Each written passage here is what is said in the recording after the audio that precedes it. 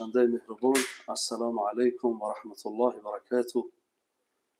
الحمد لله رب العالمین، صلوات ربی و سلامه علی المبعوث رحمتا للعالمین و علی آله و اصحابه اجمعین. اما بعد، برادران عزیز، خداوند شکرانه میکنیم که دوباره من و شما را در برنامه آنلاینی اینترنتی از مرکز اسلامی جمهوری تاجیکستان، از مرکز شورای علمای جمهوری تاجیکستان توفیق داد که در صحبت با شما باشیم و موضوعی را که امروز ما میخواهیم در داخل اون موضوع صحبت کنیم بسیار موضوع مهم است.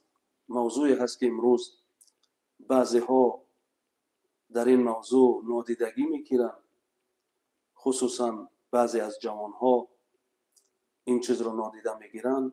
میخواستیم که از دیدگاه قرآن، از دیدگاه سنت، از دیدگاه علمای دین این موضوع را ما برای مردم خودمان، برای مؤمنین مسلمین برسانیم و سهم حصه خودمان در این جاده داشته باشیم، در این راه داشته باشیم. و برادران عزیز، اون موضوع فضل علمای دین هست. امروز یعنی صحبت از اون گنجینه های زمین می شود، صحبت از فرزندان فرزانه ملت می شود. امروز صحبت از روحانیین می شود. امروز از آنان می شود که اونها در دین مبین اسلام میراثبران انبیا علیه السلام هستند. و برادران عزیز، بس اوقات خداوند برای شخصیت ها فضیلت قائل هست که بسیار مردم از اون غافلند. و امروز میخواستیم چند از اون فضائل، چند از اون آیات های قرآنی، چند از اون احادیث نبوی صلی الله علیه و سلم را برای شما برسانیم که ما در جاده زندگی چگونه با این علما در رابطه باشیم، از اونها چگونه استفاده کنیم و اونها خودشان چه وظایفی دارند در روی زمین. و اصلا در این باره میخواستیم چند لحظه وقت شما را گرفته باشیم و خدا کند که توفیق عمل، شنیدن و عمل کردن رو برای من و شما نصیب کند و ما کوشش بکنیم که علمای زمان خود را بشناسیم و علمای دینمان را حسب گفتار خدا و رسول صلی الله علیه و سلم یعنی داشته باشیم که نشود که ما در جاده زندگی با خطاگی ها، با لغزش ها، با اون چیزها رو پرو شویم که در نتیجه گناهگار شویم. بنابراین بزرگترین فضل علما، اگرچه بعضی علمای دین باب فضل العلم و العلماء نوشتند، رساله درباره اون مرتبه هایی که علما را دین قائل است نوشتند، رساله های مستقل نوشتند، 100 از 100 زیاد درجه های برای آنها نوشتند. و امروز در این وقت کوتاهی که من با شما دارم و البته تلفن ما در روی اکران هست، ما سوال و جواب با شما در این موضوع هستیم، در پاسخ هستیم با شما. میخواستیم که چند از اون فضائلی که الله رب العزت برای این علما عطا کردگی هست و این علما را اینقدر قدردانی کردگی هست، اون را در اینجا بیان کنیم. و البته اولین اون حدیث پیامبر صلی الله علیه و سلم را ما برای شما برسونیم که معلم دین من و شما صلی الله علیه و سلم میگوید، حدیث گفتن که ان الانبیاء لم یورثوا دینارا ولا درهما انما ورثوا العلم فمن اخذه اخذ بحظ وافر او كما قال رسول الله صلی الله علیه و سلم. یعنی انبیا علیه السلام درهم و دینار میراث نمیگذارند، اونها علم را میراث میگذارند، دانش را میراث میگذارند، قرآن و سنت را میراث میگذارند، اونها هدایت و صراط مستقیم را میراث میگذارند. پیامبر صلی الله علیه و سلم میگه که انبیا درهم و دینار میراث نمیگذارند مگر اینکه علم را میراث میگذارند. یعنی علما علم را میراث میبرند از انبیا علیه السلام و میگوید کسی از این گرفت، خدا بر کسی این را داد، اخذ بحظ وافر. پیامبر میگه حصه بزرگی را این صاحب شده است، این مقام بلندی را صاحب شده است.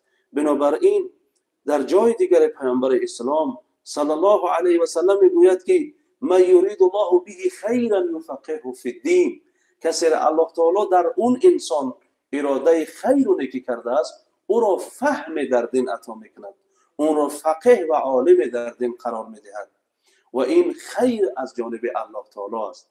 اون میداند اون عالم که برای بندگان خدا چی چیزها مفید است، در کدام وقت اول چرا باید گفت، آیا در این مجلس در این نشست ترغیب خوبتر است یا ترهیب خوبتر است، یعنی رغبت به سوی اعمال و فضایل و جنت گفتن خوبتر است یا ترسانیدن مردم از جهنم و از آتش، از کار بد و فتنه. علما این چیز را میدانند. پیامبر اسلام صلی الله علیه و سلم میگوید اینا میراث بر هستند از انبیا، این فضل و کرم را دارند. و دوم که اینها فقیه در دین هستند، الله تعالی در اینها اراده خیر کرده است. یعنی هر یک عالم باید بداند که وقتی الله تعالی اون را راه باز کرد که علم از اسلام آموخت، الله تعالی در این بنده اراده خیر کرده است. این بنده باید در خدمت دین، در خدمت جامعه، در خدمت صراط مستقیم باید این یعنی آماده باشد، در خدمت باشد، برای خودش دعا کند، بالای خودش کار کند. حدیث آثار را من شنیدم، در یک آثار خواندم که یک از رسول اکرم پرسید که پیامبر صلی الله علیه و آله گفتن که علیکم بعلم نافع، بر شما بود علم با منفعت. کسی پرسید ای رسول الله علم نافع چی هست؟ گفت که من غلب علمه هواه، کسی که علمش هوا و هوس او را غالب بیاید، خواهشات نفس او را علمش غالب بیاید، فهو علم نافع، این علم با منفعت است. من در ابتدا دعا میکنم که خداوند اگرچه من در این جاده یک طالب علم هستم، الله تعالی از ما خدمت دین بگیرد. اون چیزهایی که قرآن و حدیث درباره من، درباره امثال علما، طالب علمان، آنانی که در جاده خدمت دین هستند گفتگی هست، خدا موفق کند و خداوند یک روز از این جهان ما را برد، طالب علمان و علما را برد که از آنها راضی باشد. و اگر قرآن را ببینید، قرآن بسا مقام و فضیلت زیاد برای علما گفتگی هست. شما ببینید میگوید در یک جا که هل یستوی الذین یعلمون والذین لا یعلمون، آیا برابرند آنانی که میدانند و آنانی که نمیدانند؟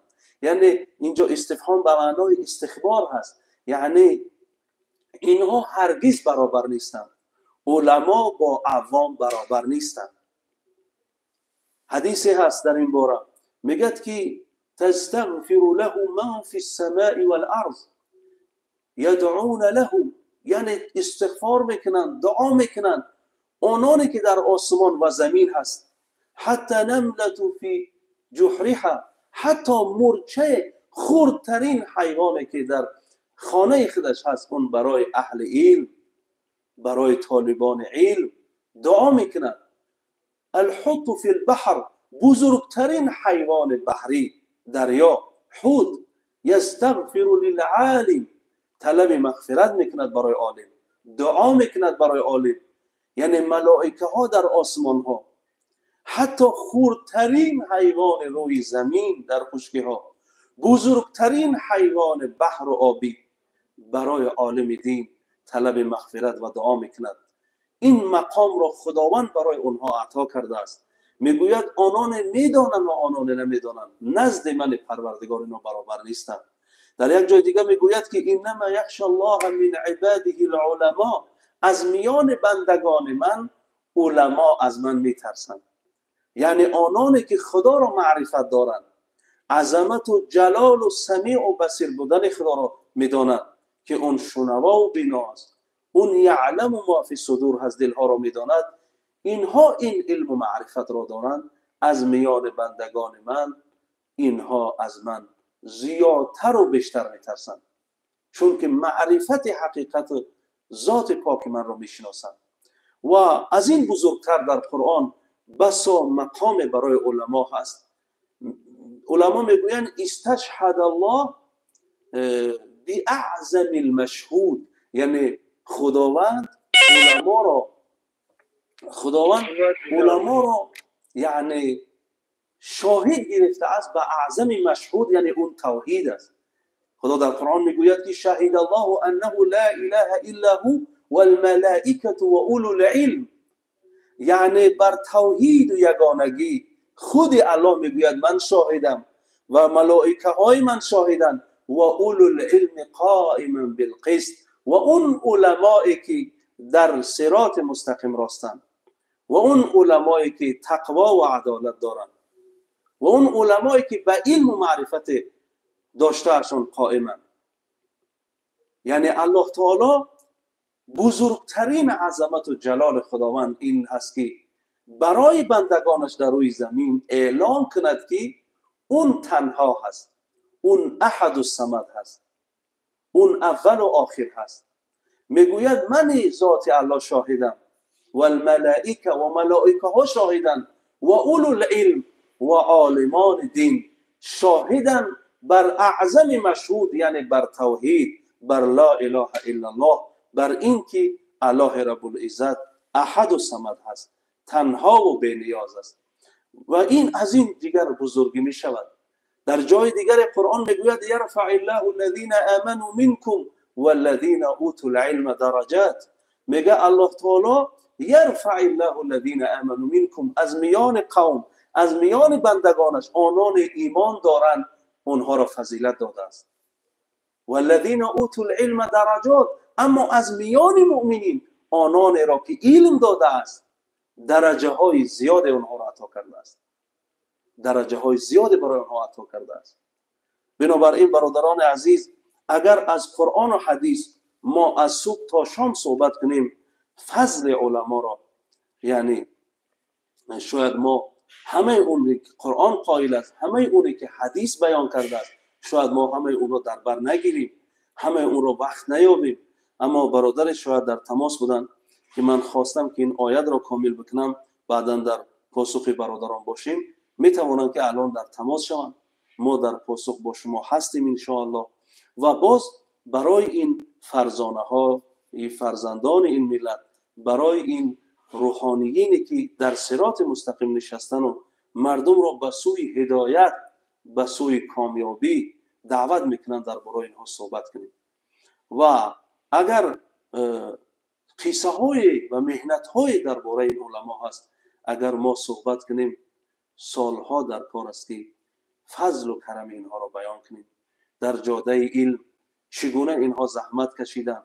علمای ما داشتیم از این ملت تاجیک، از این خرطنگ، از این بخارا و سمرقند، از این ماوراء و نهر، که برای یک حدیث، برای یک تفسیر آیت، برای یک حکم دینی با اسب و با شتر و با خر سفر کردن و چه زحمت های در این راه کشیدن تا اینکه سند اون حدیث، فقه اون حدیث را برای ملت مسلمان بیارن.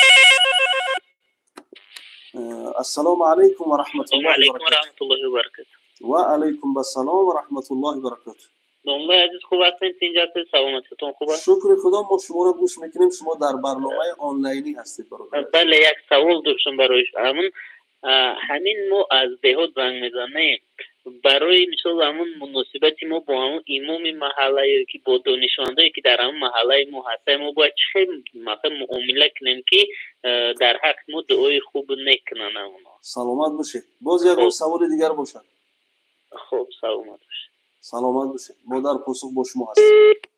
این برادر عزیز از دهات میگه زنگ میزنم، من با شما تماس میگیرم و چگونه ما با علمای خودمان، علمای دهه خودشان رو شاید در نظر دارم، یا هر کجایی که علما هستن یا امامانی که در مسجد هستن، با اونها چگونه معامله داشته باشیم که اونها در حق ما دعای خیر و نیک کنن و شاید که این رو در نظر دارد که گناهگار نشوند. برادر عزیز، شما ببینید بسیار از علما درباره آداب اهل علم باب و فضائل زیاد بیان کردند. حتی پیامبر اسلام صلی الله علیه و سلم میگه کن عالما او متعلما او سامعا او محبا ولا تكون رابعه. در یک جای دیگه میگه ولا تكون خامسه فتهلك او فتهلك. شما ببینید شما پیامبر اسلام میگوید که یا عالم باشید یا طالب علم باشید. یعنی در دنیا برای هر انسانی مثلا اون طهارت میکند، فرائض اون را آموختن برای اون فرض است.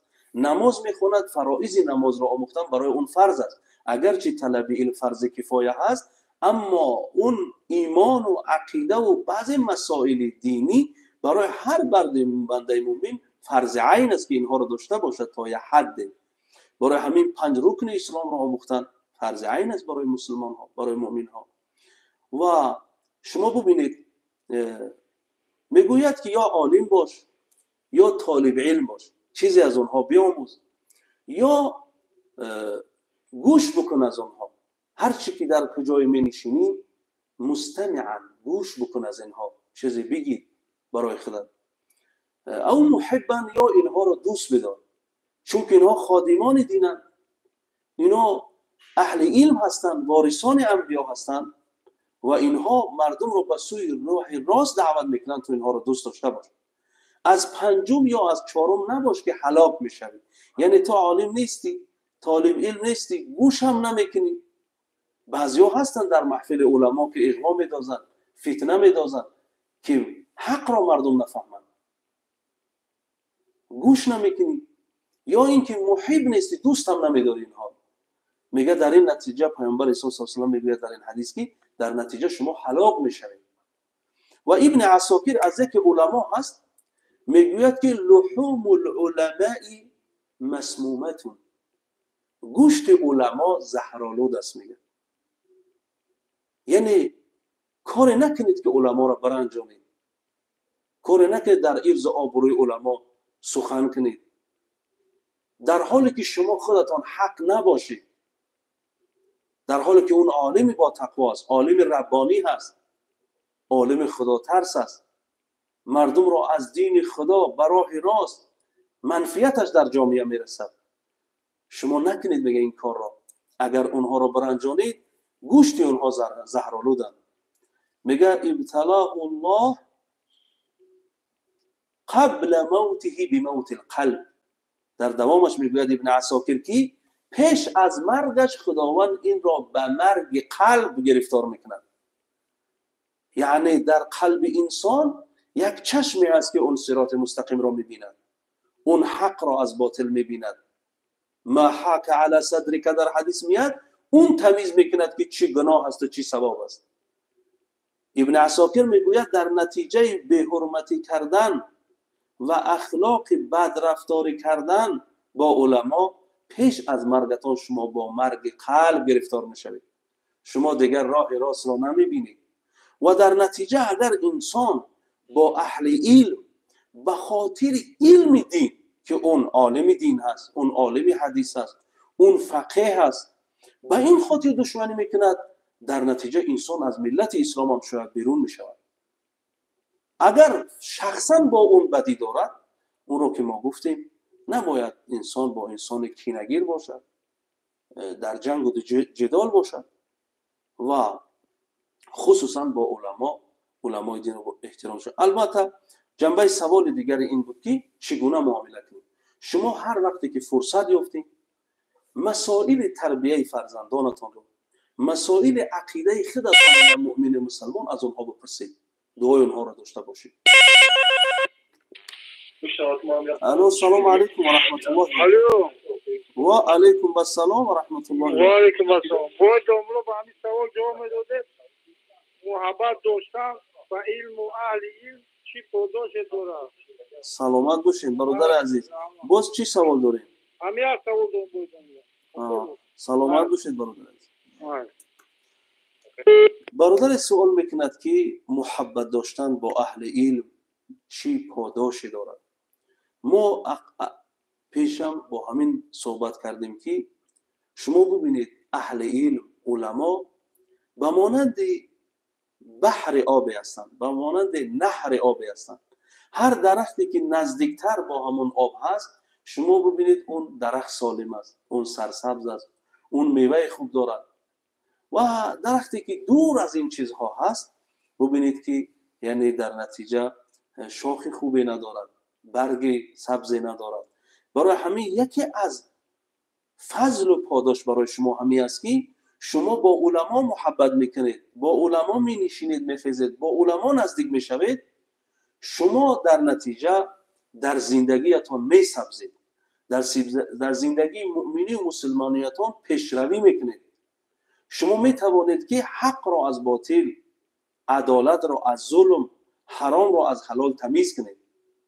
بسیار از اهل علم هست که با علما میشینند، بسیاری سوال‌های مردم را در نتیجه جواب هم میگیرند. یکی ما این سوال رو بار بار شنیدیم، جواب این سوال همین است. یعنی این فایده هست برای اونها. علم نور است، از اونها علم میگیرند.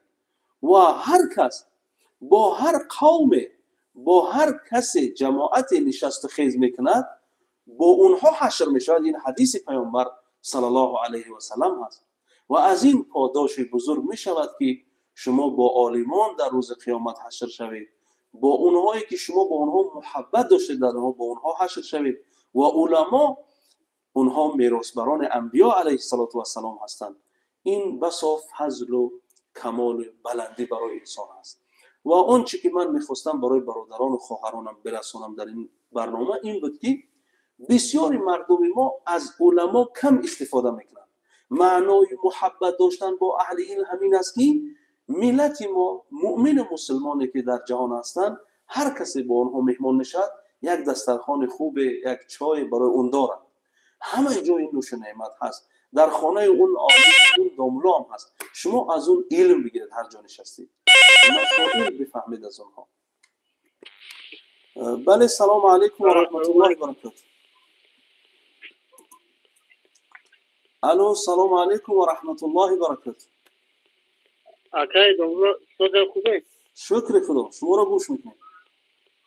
اکا جون یک سوال داشتم. همین جایگاه علما از نظر شریعت چگونه باشه؟ نمیدونم جواب بده. سوال نفهمیدم. سوال شما چی بود؟ جایگاه علما از نظر شریعت چگونه باشه؟ سلامت باشه، سلامت باشه. دیگر سوال ندارید؟ نه سلامت باشه، ما در پاسخ هستیم. باشه. ببینید،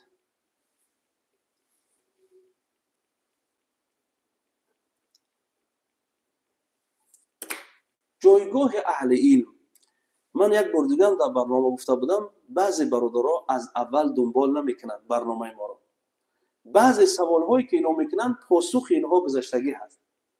اگرچه جایگاهی که علما دارد ما با اینها صحبت کردیم، با اینها گفتیم، آیات ها و حدیث های پیامبر صلی الله علیه و سلم. بسا مقام و جایگاهی که اهل علم دارد، شما ببینید میگه یرفع الله الذین آمنوا منکم والذین اوتوا العلم درجات. آنانی که مؤمنن فضل دارن پیش من الله و از داخل مؤمنین آنان را ما علم دادیم درجه های زیادی دارن. برای همون جایگاه اهل علم چه در دنیا و چه در آخرت بس مقام بلند دارد. از دیدگاه قرآن، از دیدگاه سنت، شما ببینید فضل العالم علی العابد، اثرهای زیادی هست. علما در میان جامعه به مانند ستارگان در آسمانند. یعنی هر یک عالم یک گنج بی‌بهای است. وقت اون رو، حیات اون رو باید من و شما استفاده کنیم، وجود اون رو باید من و شما استفاده کنیم. عالمان در روی زمین به مانند ستارگان در آسمانند. اگرچه من در حدیث صحیح واقف نشدم، یعنی پیدا نکردم که پیامبر عالمان را ستاره گفته باشد، تشبیه داده باشد، اما از سلف صالح، از بزرگان دین، از اونها نقل‌های زیادی است که به تواتر رسیدگی هستند که علما مثل ستاره و شباهتی که یک ستاره را خداوند در قرآن ستارگان را نقل میکنه چی وظیفه دارن، همون وظیفه در همین تمثیل و در همین تشبیه وجود دارد. شما ببینید خداوند میگه که و بالنجم هم یهتدون، یعنی شما به سبب ستارگان راهنما میشوید، راهتون رو مییابید، هدایت میشوید. انسان در شب اگر علم ستاره داشته باشد سمت رفتنش رو معین میکند. بسیار علما و در علم فقه به واسطه اون ستاره ها سمت قبله رو معین میکنن و علما هم حادی هستند، علما هم رهنما هستند، اونا زینت در روی زمین هستند.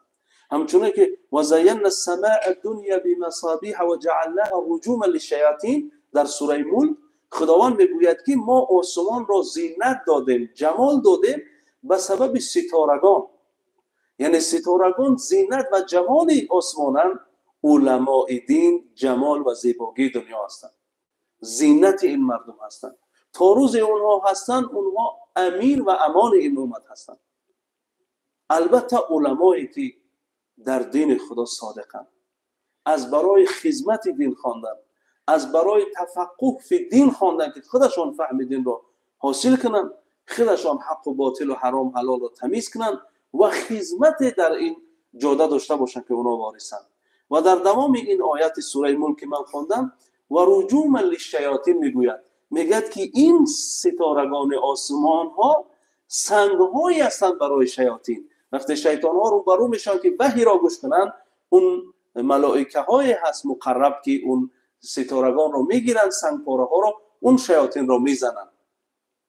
بنابراین همین وظیفه که ستارگان در آسمان ها به مانند سنگ هستند که شیاطین به اونها زده می شود، علما هم با حق، با دلیل، با حجت، با قرآن، با حدیث، اینها با سخنان و دیدگاه فقه و عقیده بزرگان اهل ملحدین را و آنهایی که در فتنه و در راه باطلن اونها رو میزنند، اونها رو برمیگردانند، پیشنهاد میکنند. بنابراین ستارگان در قرآن با سه وجه یعنی ذکر می شود که اونها زینتی در آسمان هستند، اونها سنگ‌های برای شیاطین هستند و بالنجم هم یهتدون، اونها با سبب ستاره راهنمایی می شوند. این سه صفت در عالم ها هست. این جایگاه را دارند. اونها جایگاه جمال و زیبایی زمین را دارند. اونها با برهان و دلیل و حجت مردمی که در راه بد، در رویش، در عقیده های نامطلوب، در پدیده های شوم می روند، اونها رو می گردانند. اینها هستند یعنی علما و مانند همون ستارگانی که سنگ هستند و برای شیاطین هستند و اونها زینت در آسمان هستند، جمال در آسمان هستند اون ستارگان، و علما در زمین جمال این زمین هستند. شما ببینید هر معرکه، هر نشست، هر مجلس با سخنان علماء دین، با سخنان روحانیین، با سخنان اهل ضیا مزین می شود، اون مجلس چقدر زیبا می شود، چقدر مردم در اونجا میگویند امروز خیلی محفل خوب بود، چون که سخن از خدا و رسول بود، چون که سخن از جماعت و وحدت بود، سخن از فتنه و سخن از غیبت و از آبروریزانی یکدیگر نبود، سخن از غذای معنوی انسان ها بود، سخن از غذای معنوی جوانان و مادران و دختران و مردان مؤمن مسلمان بود. بنابراین هیچ مجلس و محفلی که ما در اون می نشینیم صحبت از علما باشد، اون مجلس برای همه پسندیده است، برای همه. همچنین که وقتی میشد که ما در نکاح کدام خواهر یا برادر شرکت میکنیم، در جنازه کدام مادر و پدر برادر شرکت میکنیم، البته اونجا صحبت از دین میشود. دین غذای معنوی انسانیت است. انسان غذای معنویش را که در اونجا مییابد با سکینت و آرامش دست مییابد. جایگاه علما بس بزرگ و مقام بلند دارند و قرآن میگوید که آنان عالمند و آنان عامیان اینها نزد من پروردگار برابر نیستند. و اگر در تماس دوستان نباشند، من چندین چیزهایی که برای خودم خیلی پسندیده هست اون رو در اینجا میخواهم در این برنامه یعنی گفته باشم.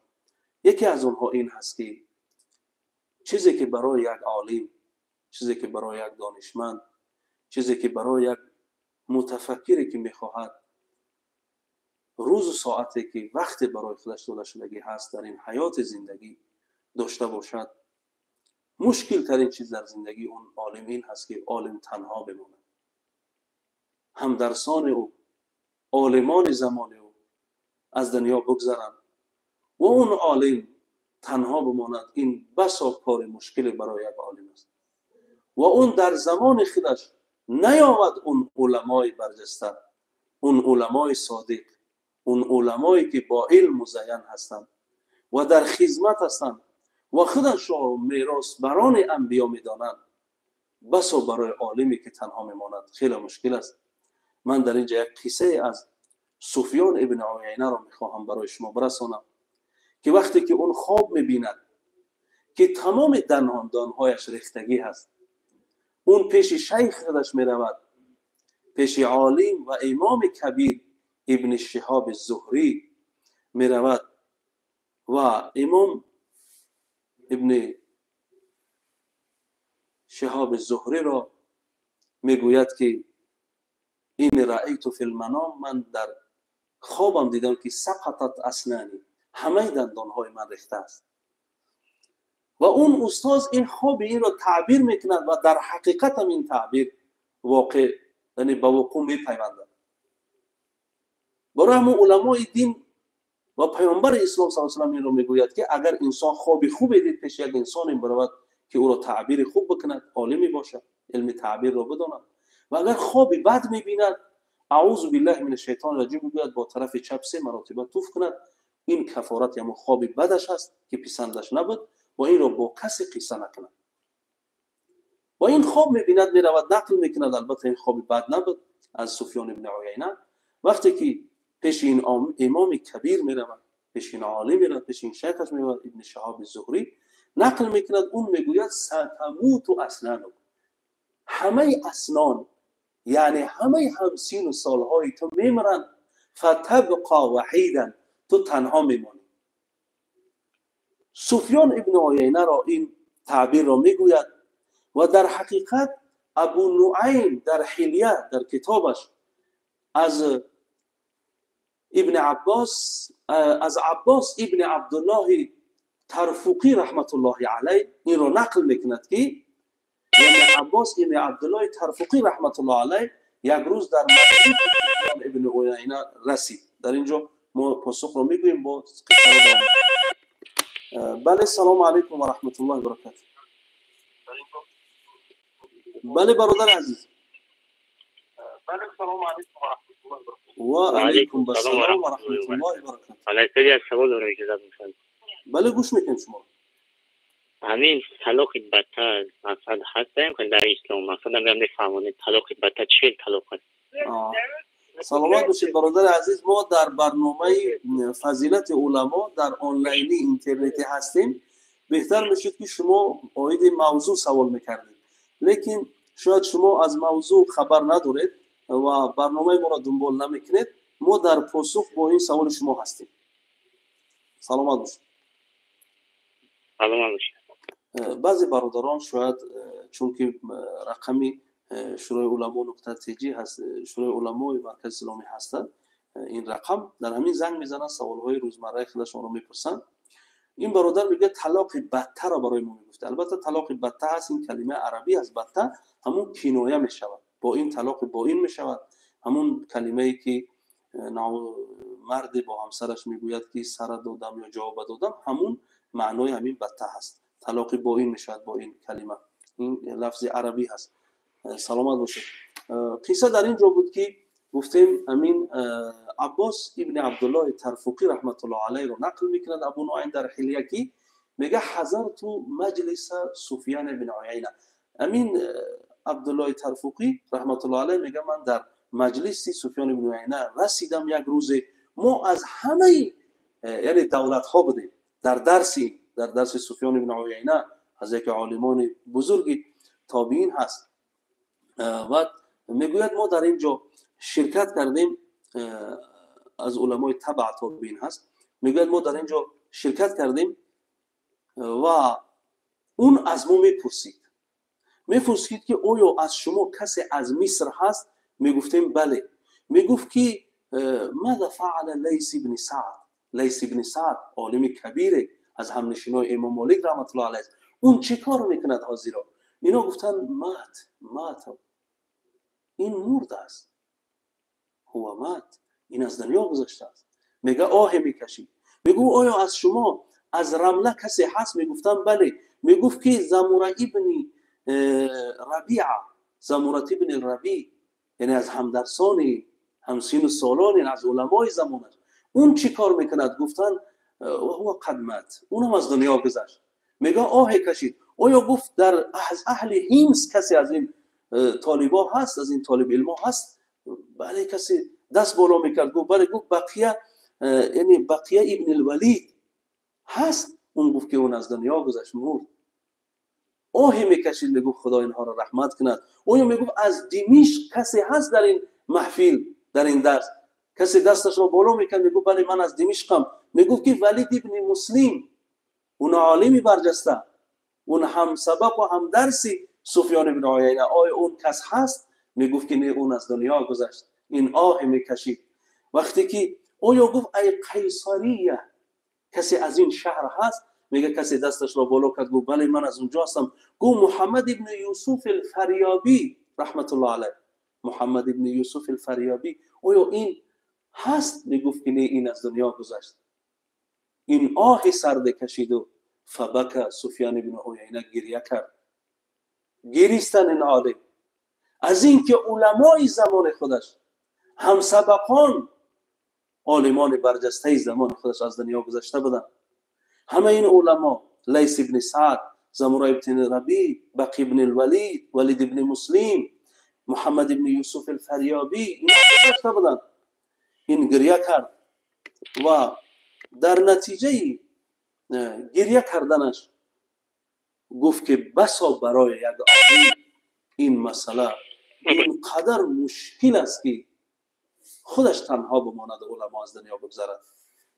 در حقیقت هم همین است. العالم یشد بعضها بعضا، عالم بعضیش را قوت میدهد. عالم بعضیش را قوت میدهد. بله، سلام علیکم و رحمت الله و برکاته. السلام علیکم. و علیکم السلام و رحمت الله و برکاته. ما در پاسخ با شما هستیم برادر عزیز. الو لبیک، گوش میکنیم شما. السلام علیکم. و علیکم السلام و رحمت الله. خب همین میخواستم از مفتی بابا بپرسیم که همین درباره فضیلت اهل علم یک قدر احترام اهل علم یک قدر بگفتن. سلامت باشید، سلامت باشید. ما در پاسخ با شما هستیم.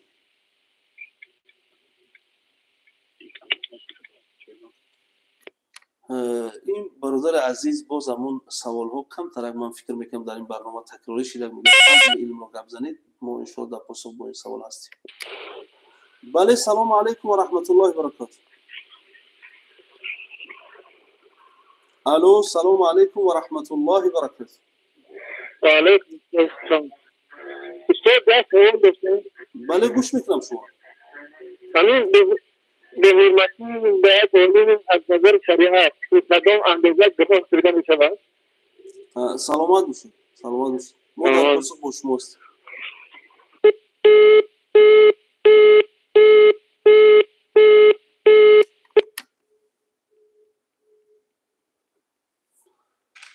برادران عزیز، دو سوالی که ما گرفتیم، ما بعداً در پاسخ با اینها هستیم. ما درباره این صحبت میکردیم که برای یک عالم تنها ماندنش در جاده خدمت دین بسا کار مشکل است. از اون جمله سفیان ابن عیینه رو ما در اینجا قصه کردیم. و در حقیقت علما یشد بعضها بعضا، عالم برای عالم دیگر قوت است، هستی اون برای اون رحمت است، برای اون برکت است. شاید اون سندی رو، دیدگاه فقهی رو نمیفهمد، از اون کمک میگیرد. و اینها همه میراثبران انبیا علیه السلام هستند. اینها به سوی یک خدا، به سوی یک دین، به سوی یک قرآن، به سوی صراط مستقیم، به سوی هدایت دعوت میکنند. بودن اینها در بر یکدیگر بسا تقویت و قوت است. همچنانه که موسی علیه السلام را برادرش هارون را خداوند وقتی میگوید نه که قال سنشد عضدک باخیک، الله رب العزت میگوید ای موسی، ما عضدی تو را، البته عضد گفته این جای جسم را میگوید، میگه با قوت میکنیم به سوی برادرت.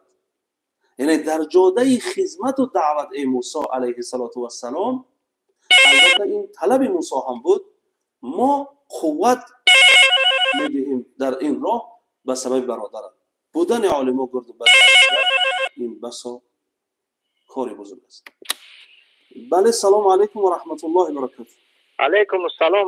حضرت داملو یک سوال داشته. بله گوش میکنم شما را، ما در پاسخ هستیم شما. امی از نگاه مذهب حنفی علمای ربانی چی کسانی هستند؟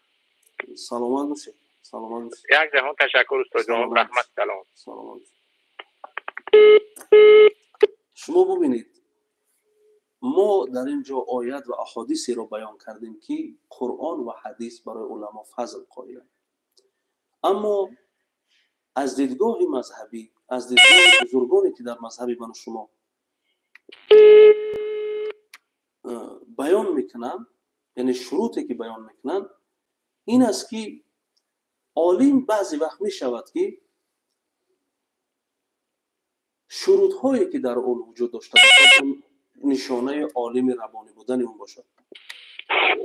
بله سلام علیکم. و علیکم السلام. سوال داشتم اجازه باشه. بله گوش میکنم شما. استاد جان امیر به حرمتی با یک عالم از نظر شرف و کدام اندازه گناه سلامت باشید. ما در پاسخ همین سوال هستیم برادر عزیز.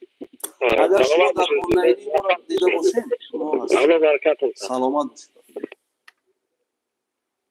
البته اینم احترام این مردم ما است. مردم ما بسیار سوالایی که ما گرفتیم، آیا گستاخی کردن با اهل علم، آیا فضیلت جایگاه اهل علم، آیا عالم ربانی کی که کسی را میگویند عالم با خدا، عالم با تقوا، عالم صادق، امانتدار، میراث برین انبیا، چه کسی را میگویند؟ این یعنی یک نوعی احترام همین ملت ما است که همه سوال ها تقریبا همین است که ما چگونه احترام داشته باشیم، چگونه معامله داشته باشیم، آیا گستاخی کنن چه گناهی میشه. شما ببینید عالم ربانی کسی را میگویند که اول اون علم دارد، اون عالم با علم مزین هست. برای همین قرآن میگوید انما یخشی الله من عباده العلماء، با علم اونها را متصف میکنند. اینا از من میترسن. میگوید شرطهای دیومی اون است که با اون چه که میداند عمل کنند، با علمی که میداند پیش از همه خودش با اون عمل کند. سوم از این که علمی اصول فقه و فقه را تا یک حد بداند، چون که فلسفه زندگی انسان مواجه با علم فقه است. این عالم وقتی عالم شناخته میشود علم فقه را آگاهی داشته باشد، با علم مزین باشد، با تقوا باشد، پیش از همه خودش عمل کند با آنچه که میداند میخواند.